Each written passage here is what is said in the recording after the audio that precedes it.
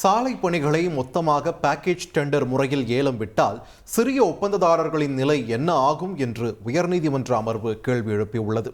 நெடுஞ்சாலைத்துறை பணிகளுக்கான packaging tender அரசாணையை ரத்து செய்ய கோரி உயர்நீதிமன்ற மதுரை அமர்வில் மனு தாக்கல் செய்யப்பட்டது. புதுக்கோட்டை மாவட்டத்தில் 50 கோடி ரூபாய் மதிப்பில் மொத்தம் 49 சாலை பணிகள் அனைத்தும் பேக்கேஜிங் டெண்டர் முறையில் வழங்கப்பட உள்ளதாக மனுதாரர்கள் தெரிவித்தனர்.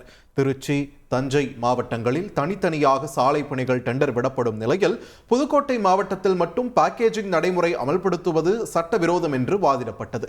பொதுப்பணித்துறையில் நடைமுறையில் இருந்த பேக்கேஜிங் டெண்டர் முறை ரத்து செய்யப்பட்டுள்ளதாகவும் தெரிவித்தனர்.